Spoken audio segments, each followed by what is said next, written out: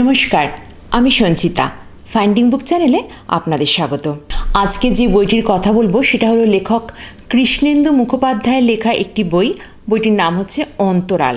এটা আনন্দ পাবলিশার্স থেকে প্রকাশিত হয়েছে। বর্তমানে বইটির দাম হচ্ছে 200 টাকা। 15ই আগস্ট বন্ধুদের সাথে দীঘায় ঘুরতে যায় মৃন্ময়ী। সেখানে গিয়ে সে একটু বেশি স্বাধীনতা ভোগ করে, যার ফলস্বরূপ সে গর্ভবতী হয়ে পড়ে। এদিকে মৃন্ময়ী বাবা হচ্ছেন একজন অত্যন্ত প্রভাবশালী রাজনৈতিক নেতা। এরকম অবস্থায় তার বাবা মৃন্ময়ীর অ্যাবর্শন করানোর জন্য উঠে পড়ে লাগেন। মৃন্ময়ীকে ডাক্তার দেখানোর পর ডাক্তার বলে দেয় যে মৃন্ময়ীর শারীরিক অবস্থা খুব একটা ভালো না। এইরকম অবস্থায় যদি অ্যাবর্শন করানো হয় তাহলে কিন্তু মৃন্ময়ীর জীবনের ঝুঁকি হতে পারে বা ভবিষ্যতে তার নানা রকম সমস্যা দেখা দিতে পারে। কিন্তু তার বাবা প্রবীর বিশ্বাস কিছুতেই রাজি হন না, কারণ রাজনৈতিক মঞ্চে তিনি কিছুতেই পিছিয়ে পড়তে রাজি নন বা ভোটে হারতে রাজি নন। তার বিরোধী পক্ষের কোনো মানুষের কাছেই যদি তার পরিবারের এই কেলেঙ্কারির কথা ওঠে তাহলে তার ভোটে হার নিশ্চিত, কারণ বিরোধী পক্ষ তার পরিবারের এই কেচ্ছা কেলেঙ্কারিকে নিয়েই নানান রকম অপপ্রচার চালাবে। সেজন্য প্রবীর বিশ্বাস একজন গাইনোকোলজিস্ট ডক্টর অন্তরা পাল চৌধুরীর সাথে যোগাযোগ করেন। এই অন্তরা পাল চৌধুরীর সাথে আবার পরকীয়ার সম্পর্ক রয়েছে ওম প্রকাশের, যিনি হচ্ছেন একজন বিজনেসম্যান। এই ওম প্রকাশ তার বিজনেসের জন্য মৃন্ময়ীর বাবার কাছ থেকে কিছু রাজনৈতিক সুবিধা পেতে চায় এবং এই রাজনৈতিক ফায়দাগুলো নেওয়ার জন্য সে মোটামুটি জোর করেই অন্তরাকে রাজি করায় মৃন্ময়ীর অ্যাবর্শন করানোর জন্য। সে বুঝতে পারে যে এইরকম অবস্থায় মৃন্ময়ীর অ্যাবর্শন করলে তার জীবনের ঝুঁকি হতে পারে। এই কথাটা জানানোর পর প্রবীর বিশ্বাস মৃন্ময়ীকে অজ্ঞাতবাসে পাঠিয়ে দেন এবং সেই অজ্ঞাতবাসটা হলো এই ডাক্তার অন্তরার বাড়ি। অন্তরার বাড়িতেই মৃন্ময়ীকে প্রায় নির্বাসনে পাঠানো হয়। তার সেল ফোন কেড়ে নেওয়া হয়, তার সাথে তার কোনো বন্ধু বান্ধব বা কেউ যাতে যোগাযোগ না করতে পারে, এমনকি তার নিজের মাও যেন তার সঙ্গে যোগাযোগ না করতে পারে সেরকম ব্যবস্থা করা হয়। অন্তরার স্বামী সুতীর্থর সঙ্গে তার সম্পর্ক খুব একটা ভালো না, তাদের সম্পর্ক প্রায় তলানিতে এসে ঠেকেছে। সুতীর্থ যদিও একটি অফিসে চাকরি করে, কিন্তু তার স্বপ্ন হচ্ছে নাটক।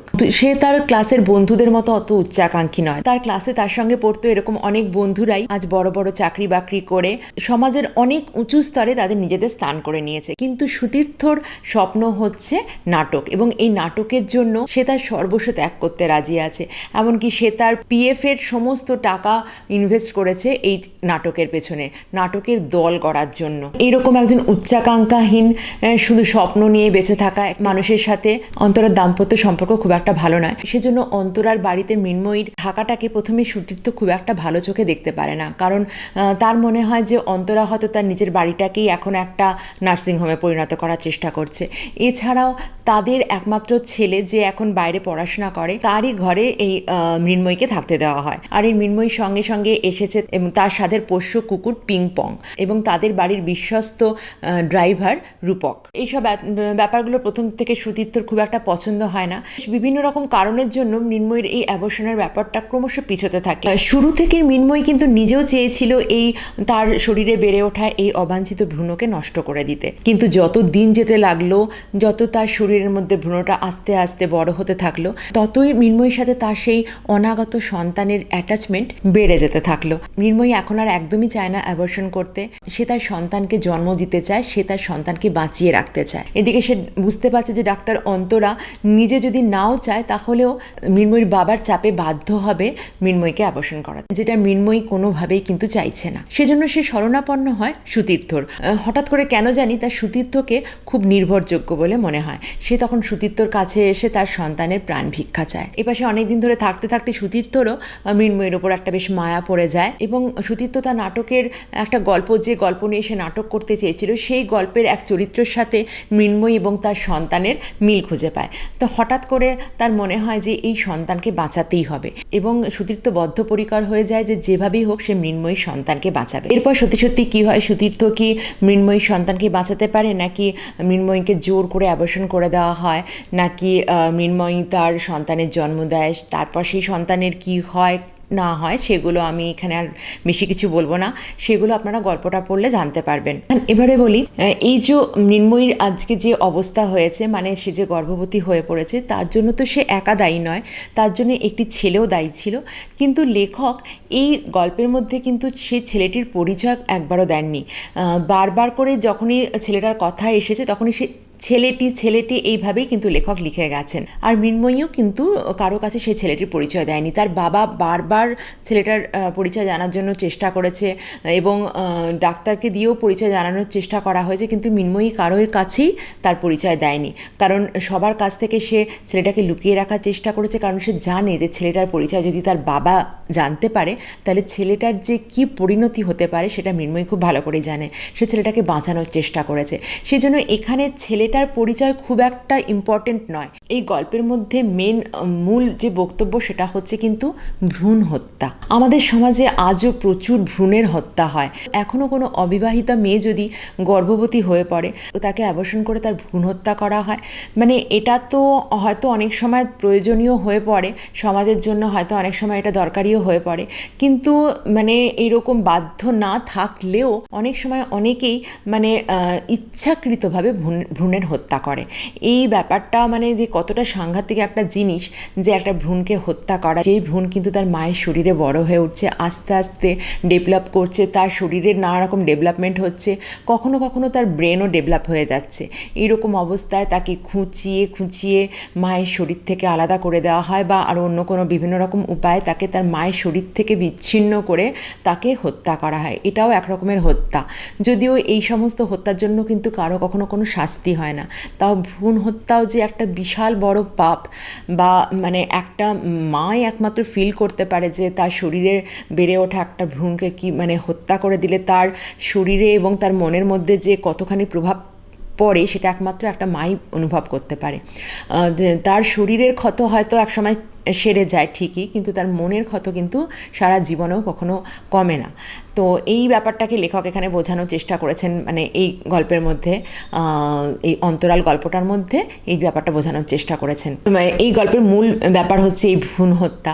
এছাড়াও এই গল্পের মধ্যে লেখক অন্য আরেকটা গল্পকে তুলে ধরার চেষ্টা করেছেন। সেটা হলো জার্মানির একজন বিখ্যাত লেখক ফ্রান্স কাফকা। ওনার একটা খুবই জনপ্রিয় গল্প রয়েছে, গল্পটার নাম হচ্ছে মেটামরফোসিস। সেই গল্পের যে মুখ্য চরিত্র সে হচ্ছে গ্রেগর সামসা বলে একজন মানুষ, যে সকালবেলা একদিন ঘুম থেকে উঠে হঠাৎ করে আবিষ্কার করলো যে সে নিজে একটা অনেক বড় সড়ো মাপের পতঙ্গে পরিণত হয়েছে। এবং সে পতঙ্গে পরিণত হওয়ার পর তার যে কী অবস্থা, মানে সে ওই রকম অবস্থায় সবসময় লুকিয়ে থাকছে, পালিয়ে বেড়াচ্ছে লোকের কাছ থেকে, কারণ লোকের সামনে তো সে যেতে পারছে না। সে একটা অদ্ভুত দর্শন মানে পতঙ্গে পরিণত হয়েছে। তারপর তার বাড়ির লোক তার সাথে কী ব্যবহার করছে এইসব নিয়ে গল্পটা রয়েছে আর কি। তো সেই গল্পটাকে লেখক এখানে নিয়ে এসেছেন। এখানে সুতীর্থ তার অফিসের সোশ্যালে এই নাটকটা মঞ্চস্থ করার ঠিক করেছিল, কিন্তু তার অফিসের লোকজন এটা করতে রাজি হয়নি বলে সেটা সে করতে পারেনি। কিন্তু পরবর্তীকালে সারাক্ষণ তার মাথার মধ্যে এই গল্পটাই ঘুরতে থাকে এবং এই গ্রেগর সামসার সাথে সে মিল খুঁজে পায় মৃন্ময়ী এবং তার সন্তানের।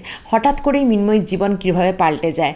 একটা কলেজে পড়া মেয়ে যে ছটফট করে ঘুরে বেড়াতো তার বন্ধুদের সাথে, সারাক্ষণ ঘুরে বেড়াচ্ছে, সারাক্ষণ সে ফেসবুক করছে, সে ফার্মভিল খেলছে, সেই সব নিয়ে সে মত্ত হয়ে থাকতো, মানে সামাজিক জীবন নিয়ে সে হঠাৎ করে একদম পুরো প্রায় নির্বাসনে চলে যাচ্ছে। তাকে লোকচক্ষুর আড়াল থেকে লুকিয়ে রাখা হচ্ছে, তাকে এবং তার সন্তানকে। সেই জন্য সে গ্রেগর সামসার সাথে সুতীর্থ এদের মিল পেয়েছিল এবং সেজন্য সে তাদেরকে মানে মৃন্ময়ীকে সাহায্য করার জন্য, মৃন্ময়ীর সন্তানকে সাহায্য করার জন্য সাহায্যের হাত বাড়িয়ে দিয়েছিল। এছাড়াও শুধুমাত্র যে মৃন্ময়ীর সাথেই সে মিল পেয়েছিল তা নয়, সুতীর্থর আরেক বন্ধু পুলক, তার বোন হচ্ছে অনুপমা।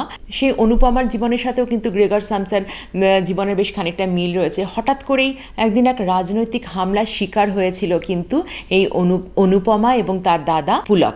সেই যে হামলা হয়েছিল সেই হামলার চিহ্ন কিন্তু আজও নিজের শরীরে বয়ে বেড়াচ্ছে অনুপমা। তাকেও কিন্তু এই গ্রেগর সামসার সাথে তুলনা করেছে সুতীর্থ।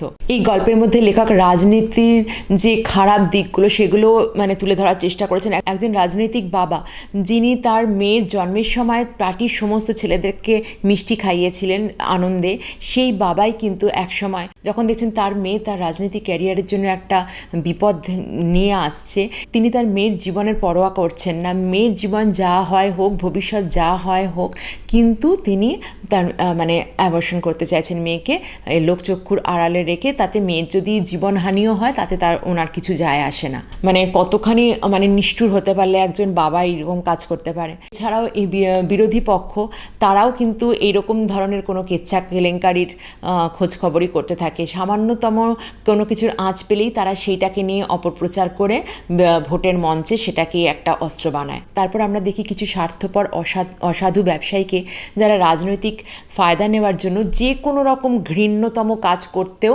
প্রস্তুত থাকে। এখানে আমরা ওম প্রকাশকে সেরকম চরিত্রে দেখতে পাই। এই বইটা আনন্দ পাবলিশার্স থেকে বই আকারে প্রকাশিত হয়েছে ঠিকই, কিন্তু এইটা আমি পড়েছি এটা শারদীয়া দেশ পত্রিকাতে 1418, মানে 13 বছর আগের শারদীয়া দেশ পত্রিকাতে এটা প্রকাশিত হয়েছিল। এই গল্পটা অন্তরাল, কৃষ্ণেন্দু মুখোপাধ্যায়ের লেখা অন্তরাল, এই গল্পটাই পরবর্তীকালে আনন্দ পাবলিশার্স থেকে বই হিসাবে প্রকাশিত হয়েছে। আমি এই শারদীয়া দেশ পত্রিকা থেকেই গল্পটা পড়েছি, সেজন্য বইটা আমার কাছে নেই, আমার কাছে এই পত্রিকাটাই রয়েছে। লেখক কৃষ্ণেন্দু মুখোপাধ্যায়ের লেখা আমার ভীষণ ভালো লাগে। মানে সাম্প্রতিককালে যে সমস্ত লেখকদের লেখা আমার ভালো লাগে, আমার পছন্দের যে সমস্ত লেখকরা রয়েছেন, লেখক লেখিকারা, তাদের মধ্যে কিন্তু কৃষ্ণেন্দু মুখোপাধ্যায় অন্যতম। ওনার লেখা অনেকগুলো গল্পই আমি এর আগে পড়েছি এবং ওনার লেখা অনেকগুলো মানে বই নিয়ে আমি ভিডিও বানিয়েছি। আমার চ্যানেলে একটা প্লেলিস্ট আছে ওনার নামে, সেখানে ওনার সমস্ত বইয়ের রিভিউগুলো রাখা রয়েছে। আপনারা যদি কেউ দেখতে ইন্টারেস্টেড হন তাহলে ওই প্লেলিস্ট থেকে ওনার বইয়ের ভিডিওগুলো দেখে নিতে পারেন। ওনার লেখা এর আগে আমি সাইকোলজিক্যাল থ্রিলার অনেকগুলো পড়েছিলাম, আমার বেশ ভালো লাগে ওনার লেখা সাইকোলজিক্যাল থ্রিলারগুলো পড়তে। আমি এটাকেও ভেবেছিলাম ওই ধরনের কোনো একটা সাইকোলজিক্যাল থ্রিলার টাইপের হয়তো ভেবেছিলাম। এটা কিন্তু সেই অর্থে থ্রিলার না হলেও, মানে যেটাকে আমরা থ্রিলার বললে যেরকম ভাবি আর কি, কোনো খুন বা কোনো অপরাধ হয়, তার পেছনে কোনো কেউ সেটাকে বার করার চেষ্টা করে, সেই অর্থে মানে ওগুলোকেই সাধারণত আমরা থ্রিলার ভাবি। কিন্তু থ্রিলার যে সবসময় ওরকমই হবে তার কোনো মানে নেই। যেটা পড়লে থ্রিল অনুভব হয় সেটাকেই আমরা থ্রিলার বলতে পারি। তো সেই অর্থে থ্রিলার না বললেও এই গল্পটা পড়তে কিন্তু বেশ একটা থ্রিল অনুভব হয়। মানে কি হচ্ছে না হচ্ছে মৃন্ময়ীর সাথে আমরা মানে একাত্ম হয়ে যাই, যে কোনোভাবে যেন অন্য কেউ ওর সন্ধান না পায়, তারপরে ওর বাচ্চাটার কী হবে, বাচ্চাটা যেন বেঁচে থাকে, বাচ্চাটা যেন ভালো থাকে, মানে এইরকম একটা একাত্মতা এসে যায় কি গল্পটা পড়তে পড়তে মৃন্ময়ীর সাথে। তো সেই অর্থে এটাকে একটা থ্রিলার বলা যেতেও পারে। তো গল্পটা আপনারা পড়ে দেখুন, কেমন লাগলো অবশ্যই আমাকে কমেন্ট করে জানাবেন। দেখা হবে অন্য কোনো বইয়ের আলোচনায়। আজ তাহলে আসি, নমস্কার।